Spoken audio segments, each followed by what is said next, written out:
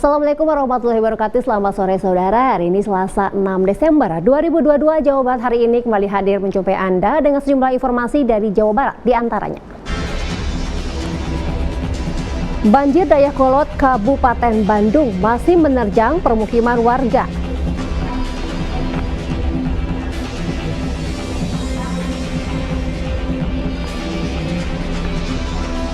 Presiden Joko Widodo tinjau pembangunan rumah instan sederhana sebanyak 200 unit untuk korban gempa Cianjur.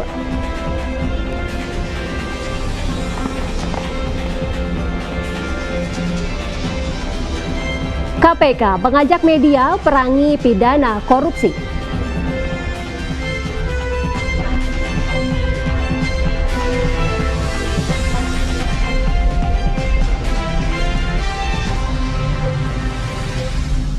Selain 3 berita tersebut, kami juga akan menyampaikan beragam informasi lain dari Jawa Barat bersama saya Hanifah Paramita. Inilah Jawa Barat hari ini selengkapnya.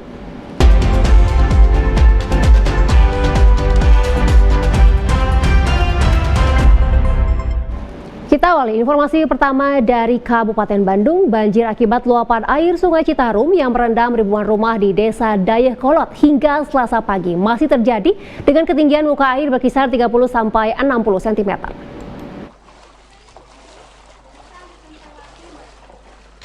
Banjir yang melanda kawasan Kampung Bojong Asih, Desa Dayakolot, Kecamatan Dayakolot, Kabupaten Bandung masih terjadi. Padahal, banjir akibat luapan air Sungai Citarum ini sempat nyaris surut total pada Minggu sore kemarin.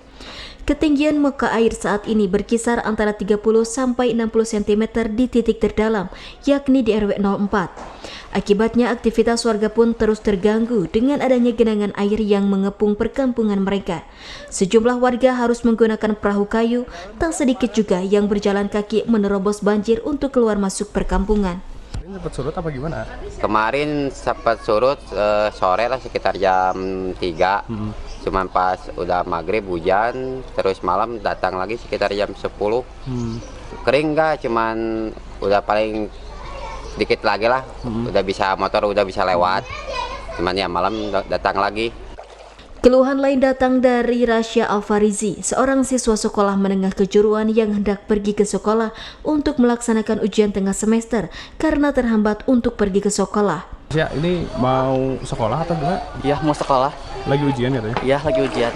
Jadi rumah di kawasan banjir berarti kehambat ya mau ke sekolah? Iya, kehambat. Biasanya naik motor. Naik motor? Iya. Jadi menghambat waktu juga ya? Iya, di motor juga. Banjir yang merendam ribuan rumah warga di Desa Dayakolot ini sudah terjadi sejak pekan lalu. Dari Kabupaten Bandung, Rian Agustian, kontributor TVRI Jawa Barat melaporkan. Tebing setinggi 8 meter di Kampung Singkur, Desa Jangkurang, Kecamatan Leles, Garut tadi malam alami longsor dan menimpa 3 bangunan rumah milik warga. Dalam peristiwa ini 2 warga alami luka-luka dan harus mendapatkan perawatan di rumah sakit. Akibat diguyur hujan, tebing setinggi 8 meter di Kampung Singkur, Desa Leles, Garut longsor dan menimpa 3 rumah warga yang berada di bawahnya. Dalam peristiwa longsor ini, 2 orang warga mengalami luka-luka akibat tertimpa material bangunan. 1 korban kini terpaksa harus dirawat di rumah sakit karena alami luka berat di bagian pinggang. Saat ini petugas bersama warga melakukan evakuasi material longsoran agar longsoran tebing tidak meluas. Kepala Desa Jangkurang mengatakan, selain akibat diguyur hujan, tebing tersebut awalnya terlihat adanya retakan akibat diguncang gempa beberapa hari lalu. Longsor ini Pak menimpa berapa rumah? Kalau rumah ini menimpa 3 rumah. 3 rumah. Atau ada korban Pak? Yang korban daripada kejadian semalam itu yaitu 1 Bapak Aming, 2 Bapak Ujang. Kalau Bapak Aming itu warga masyarakat Desa Jangkurang. Kini warga yang rumahnya tertimpa longsor terpaksa harus mengungsi ke rumah tetangganya. Dari Kabupaten Garut, Piat Supriyatna, TVRI Jawa Barat melaporkan. BPBD Pangandaran menggelar apel kesiapsiagaan untuk penanganan kesiapsiagaan seluruh jajaran instansi terkait penanganan bencana. Kepala BPBD Kabupaten Pangandaran Kustaman mengatakan kondisi cuaca buruk di tanah air akan terjadi sampai bulan Februari 2023 mendatang.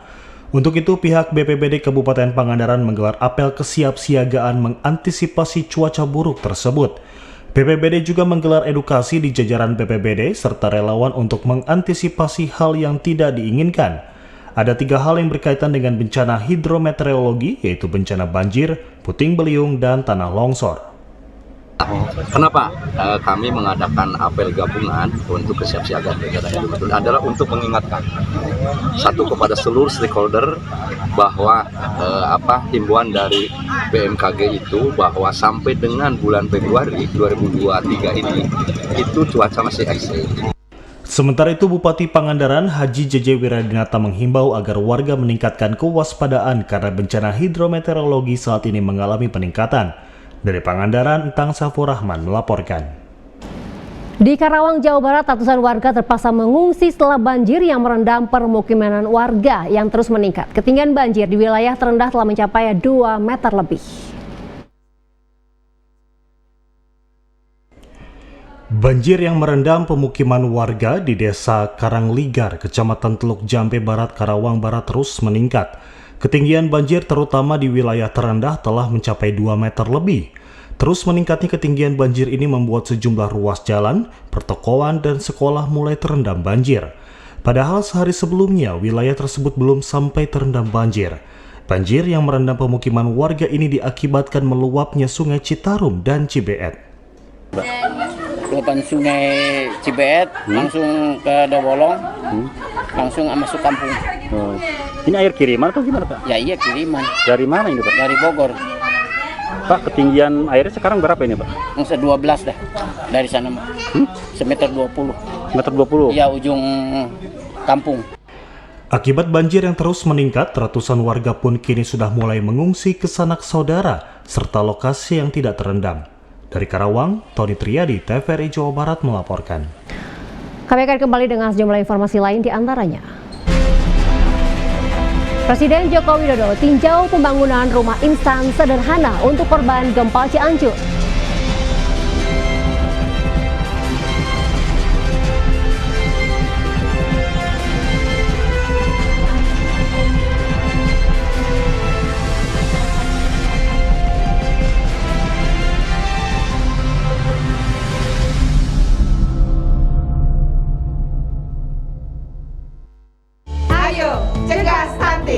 Kunjungi bidan andalan Anda untuk merencanakan dan mengatur jarak kehamilan untuk tumbuh kembang buah hati yang optimal. Cegah stunting itu penting melalui perencanaan keluarga.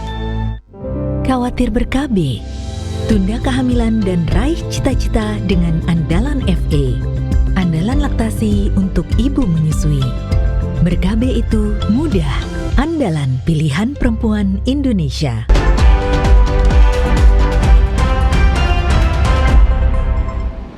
Anda masih bersama kami di Jawa Barat hari ini. Dalam rangka kunjungan kerjanya, Presiden Joko Widodo Senin siang kemarin mengunjungi 4 lokasi yang terdampak gempa paling parah. Salah satunya meninjau tenda pengungsian di Kampung Gunung Lanjung, Desa Cijedil, Kecamatan Cugenang.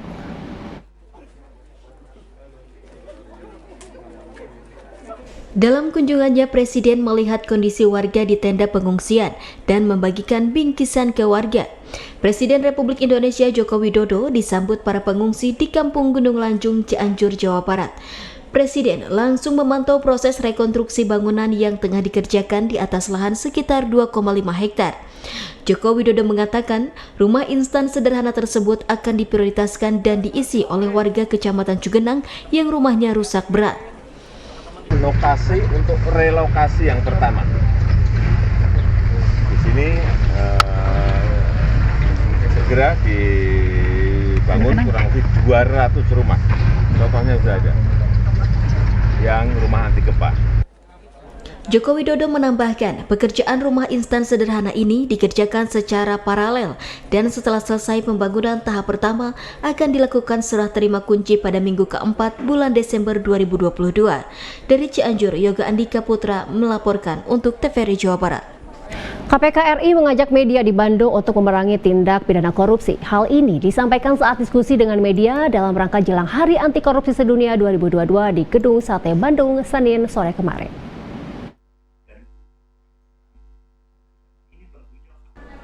Menjelang Hari Anti Korupsi Sedunia, Komisi Pemberantasan Korupsi Republik Indonesia menggelar diskusi dengan para awak media di Gedung Sate Bandung Senin sore.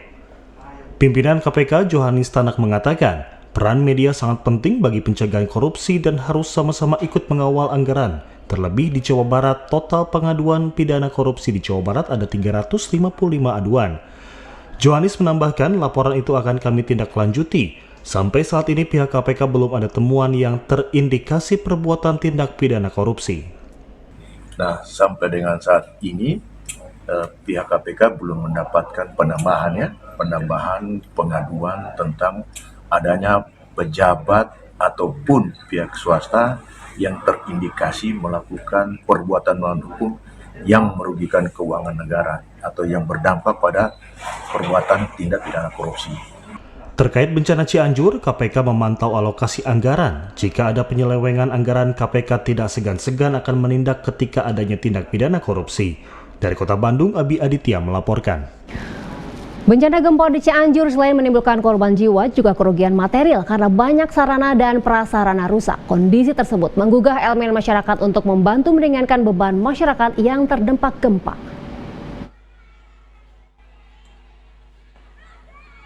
Keprihatinan terhadap gempa yang terjadi terus berdatangan dari berbagai elemen masyarakat termasuk kalangan pelajar. Di SMP Atikan Sunda, Bandung, pihak sekolah membuat kotak amal untuk siswa yang akan membantu terhadap warga yang terdampak gempa.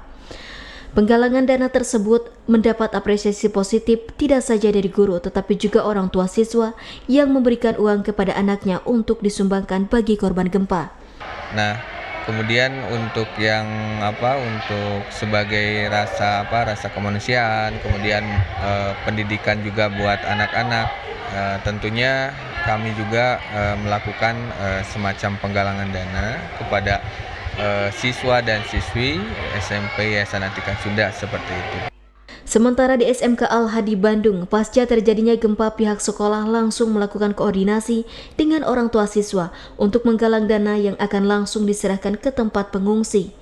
Beberapa langkah yang kami lakukan dalam rangka edukasi kepada seluruh warga SMP, SMA, SMK Al-Hadi, tentu saja kami menggalang dana melalui OSIS, melalui alumni yang alhamdulillah sampai sekarang sumbangan dari orang tua, dari siswa, dari guru, dari alumni sudah terkumpul di posko peduli. Agar penyaluran gempa tepat sasaran, pihak sekolah SMK Al-Hadi sudah melakukan koordinasi dengan warga yang ada di Cianjur. Demikian laporan Dang Herman dan Agung TVRI Jawa Barat. Kita beralih ke informasi pendidikan. Berbagai upaya peningkatan kualitas siswa Madrasah Sanawiyah MTS Al-Inayah Kota Bandung dilakukan melalui kegiatan penilaian akhir semester serta PPDB 2023-2024. Penerapan aspek kejujuran dan peningkatan prestasi bagi siswa Madrasah Sanawiyah MTS Al-Inayah Kota Bandung dilakukan dalam kegiatan penilaian akhir semester atau PAS yang berlangsung selama sepekan. Menurut Kepala MTS Al-Inayah Haji Abdurrahman, dengan moto jujur yes dan prestasi harus, kegiatan PAS siswa MTS Al-Inayah ini dibagi ke dalam 2 rombongan peserta tes untuk setiap kelasnya. Hal ini dilakukan untuk menanamkan jiwa kejujuran bagi siswa MTS Al-Inayah dalam mencapai prestasi akademik. Kegiatan PAS ini kita bikin punya kualitas, karena madrasah ini kita bangun, kita dirikan, ingin terus mengalami peningkatan dalam berbagai hal, termasuk salah satunya PAS yang kita lakukan pada hari ini. Kita junjung tinggi kejujuran, ya, makanya kita junjung tinggi juga prestasi. Selain itu, kegiatan pendaftaran penerimaan peserta didik baru PPDB MTS Al-Inayah tahun 2023-2024 kini tengah dilakukan hingga akhir Januari 2023 nanti. Hal ini dilakukan mengingat tingginya minat lulusan SD yang akan masuk ke MTS Al-Inayah setiap tahunnya. PPDB di Al-Inayah ini semakin tahun semakin berkembang, animo masyarakat juga semakin meningkat karena mereka jatuh hati mungkin ya dengan program-program yang ada di MTS Al-Inayah yang insya Allah mungkin tidak ada di sekolah lain, sehingga perkembangan di MTS Al-Inayah semakin kemari semakin bagus gitu. Melalui kegiatan PAS dan PPDB MTS Al-Inayah mampu menghasilkan siswa berkualitas.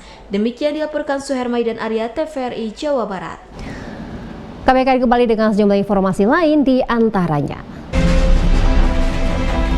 Wisuda USB YPKP 2022.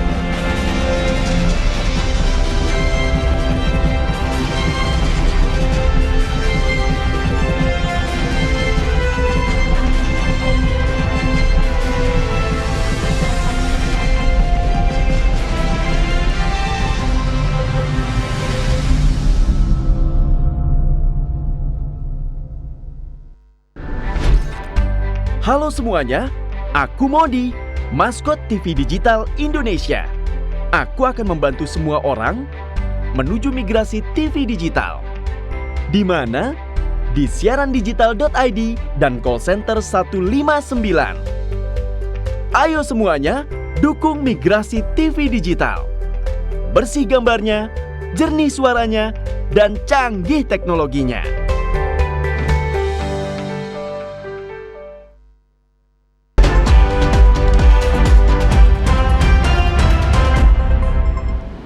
Terima kasih Anda masih bersama kami di Jawaban hari ini bersama saya Hanifah Paramita. Sebanyak 744 lulusan Universitas Sangga Buana YPKP tahun akademik 2021-2022 program Magister, Sarjana, dan Ahli Madya diwisuda dalam sidang terbuka Senat USB YPKP. Kegiatan tersebut sekaligus juga sebagai rangkaian Dies Natalis ke-16 dan laporan selengkapnya pada segmen advertorial berikut ini.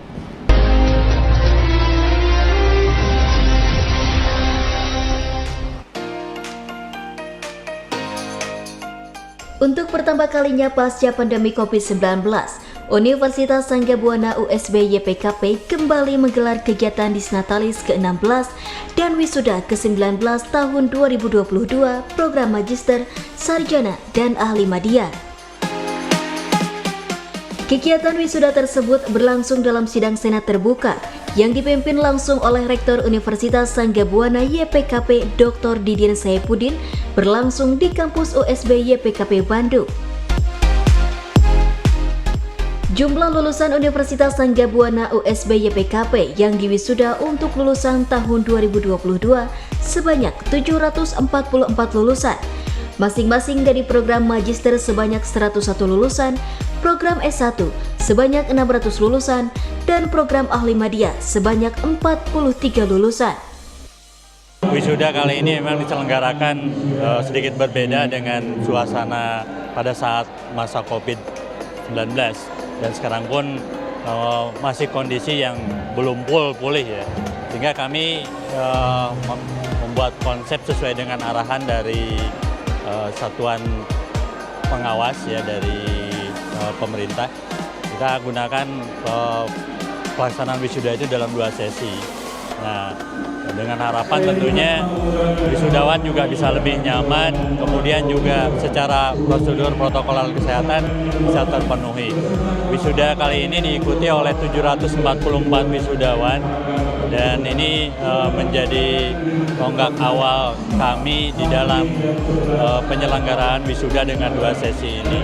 Harapannya tentunya dengan dibekalinya mahasiswa mulai dari awal sampai akhir dan saat ini wisuda, mereka punya bekal untuk terjun di masyarakat melalui ilmu-ilmunya yang sudah diperoleh di bangku kuliah, baik itu yang soft skill maupun yang hard skill. Sebagai bentuk apresiasi kepada lulusan terbaik, pihak universitas memberikan penghargaan secara khusus yang diberikan kepada lulusan dari setiap fakultas yang langsung diberikan oleh Rektor USB YPKP. Kegiatan tersebut selain dihadiri oleh para wisudawan dan orang tua wisudawan, juga dihadiri oleh pihak Yayasan YPKP dan juga dihadiri perwakilan dari LL Dikti Wilayah 4 Jawa Barat. Rektor Universitas Sangga Buana USB YPKP Bandung, Dr. Didin Saipuddin berharap agar para lulusan USB YPKP bisa memanfaatkan ilmu yang diperolehnya baik di dunia kerja maupun masyarakat. Pihaknya yakin para lulusan USB YPKP akan bisa bersaing secara kompetitif dalam era persaingan global saat ini. mereka kita bekali dengan berbagai keilmuan, baik itu di bidangnya maupun di luar bidangnya. Terutama mungkin dari sisi kompetensi yang di luar bidangnya kita juga tambahkan dalam bentuk pembekalan yang sifatnya keterampilan ya. Dalam hal ini misalnya ada yang disebut dengan LSP, Lembaga Sertifikasi Profesi, baik itu internasional maupun nasional. Kebetulan yang untuk nasional kita memiliki LSP di bawah naungan SBI. Nah, ini sedang kita push untuk membekali mereka untuk bisa dalam rangka adaptasi di dunia kerja ataupun di dunia usaha lainnya, itu mereka dengan cepat tanggap dan beradaptasi. Di sisi lain juga tentunya yang berbasis internasional itu juga mereka kami bekali dengan sertifikasi, misalnya di teknik informatika itu mereka dibekali juga oleh programmer keterampilan, software tertentu yang memang berlisensi internasional dan mereka memiliki sertifikasi internasional juga. Pihak Yayasan YPKP sendiri, menurut Ketua Yayasan YPKP Dr. Eriki Agusiadi, akan terus mendorong keunggulan USB YPKP untuk terus berprestasi, baik di tataran nasional maupun global. Termasuk dukungan dalam memperkuat implementasi kurikulum Merdeka Belajar Kampus Merdeka MBKM. Sehingga dengan demikian, setiap lulusan USB YPKP akan memiliki keunggulan yang sifatnya multi aspek. Bukan hanya teori saja, akan tetapi juga keterampilan yang mumpuni sesuai dengan perkembangan zaman. Pertama adalah dari SDM-nya, kurikulumnya, fasilitas daripada sarana prasarananya, kemudian juga jejaring ya, karena ke depan dengan MBKM ini sudah menjadikan suatu pola atau paradigma baru dalam dunia pendidikan, di mana adanya link and match antara perguruan tinggi swasta dengan dunia usaha. Dan saat ini selain dulu kan ada namanya triple helix, terus yang terakhir kan ada hexahelix. Hexahelix itu masuknya lagi institusi keuangan di dalam mencapai tadi dalam 2030, 2045 nanti kita akan menjadi bangsa Indonesia menjadi bangsa yang unggul. Demikianlah kegiatan wisuda tahun 2022 yang digelar oleh Universitas Sangga Buana USB YPKP. Kegiatan tersebut tentunya sebagai bukti nyata dari komitmen USB YPKP dalam terus menciptakan sumber daya manusia yang unggul sesuai bidang keahliannya masing-masing.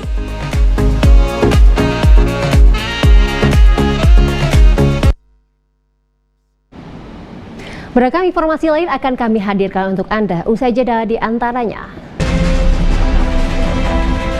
Pameran seni lukis hasil karya siswa terjual hingga ke Pulau Bali.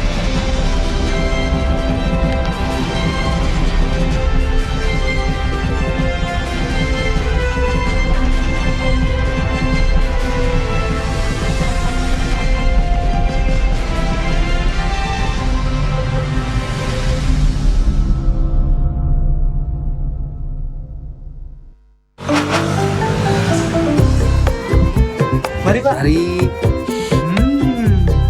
Iya, Enya suka warna air. Ah, wangi banget Bu. Enya. Ya, mana cukup.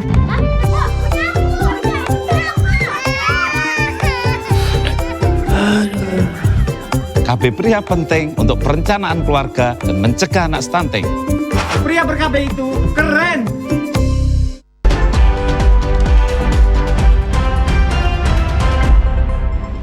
Ada masih di Jawa Barat hari ini. Guna meningkatkan keberanian dan kreativitas siswa sekolah menengah pertama dalam hal seni dan budaya, SMP Negeri 7 Bandung menggelar pameran seni lukisan hasil karya siswa. Pameran seni lukis yang digelar di Gedung Kreatif Hub Kota Bandung memamerkan hasil karya siswa dalam mata pelajaran seni. Pameran dihadiri masyarakat umum dari dalam maupun luar Kota Bandung. Beberapa hasil karya seni lukis siswa terjual dan dibeli oleh pengunjung dari beberapa kota termasuk Denpasar dan Bali.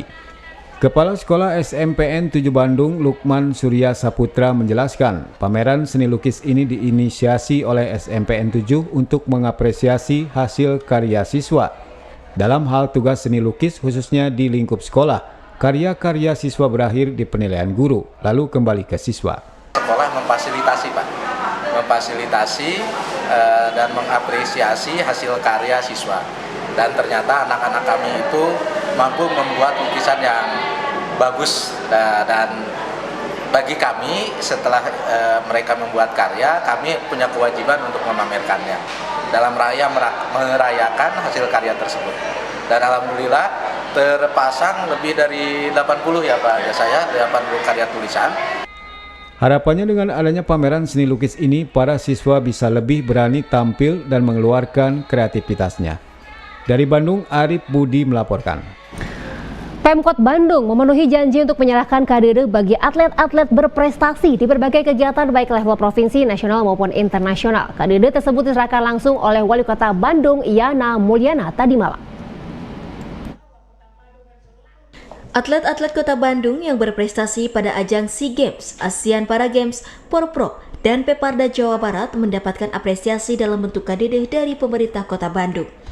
KDD yang diberikan merupakan penghargaan pemerintah atas perjuangan para atlet mengharumkan nama Kota Bandung pada berbagai event olahraga. Wali Kota Bandung Yana Mulyana berharap agar KDD tidak dilihat dari jumlahnya, tapi bentuk perhatian pemerintah terhadap proses pembinaan yang berlangsung secara berkelanjutan. Kalau buat kami, juara itu lebih kepada bonus. Kita utamakan memang pembinaan aja gitu ya. Dan alhamdulillah ternyata hasil pembinaan ini kan tadi faktanya kontingen Kota Bandung ini juara tanpa mahkota. Karena kalau kita lihat di event nasional, PON atau Peparnas, silahkan dilihat kontingen juara umumnya Porprov atau Peparda, pasti tidak sebanyak kontingen dari Kota Bandung.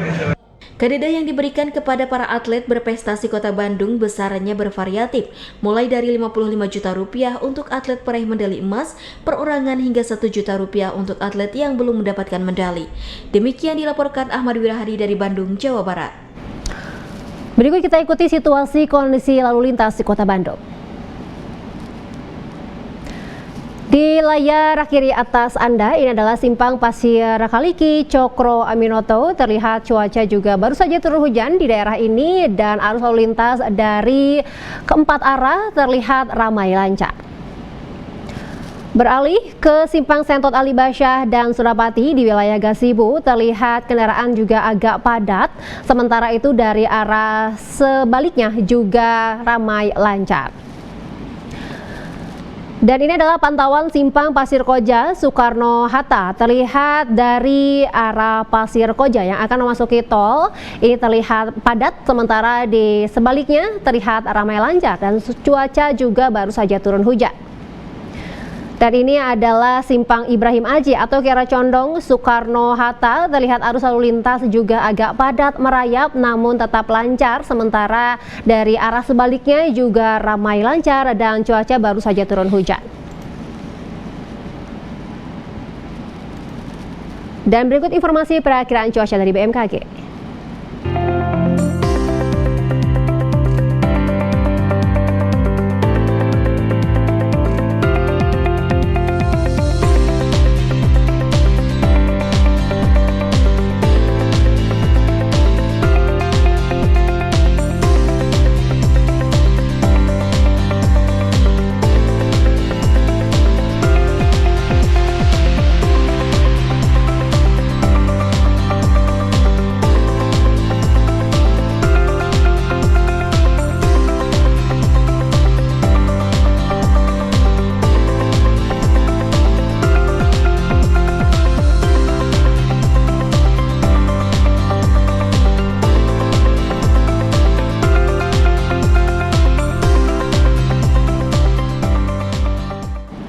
Demikian Jawa Barat hari ini, saya Hanifa Paramita mewakili seluruh kerabat kerja yang bertugas mengucapkan terima kasih atas perhatian Anda. Wassalamualaikum warahmatullahi wabarakatuh. Sampai jumpa.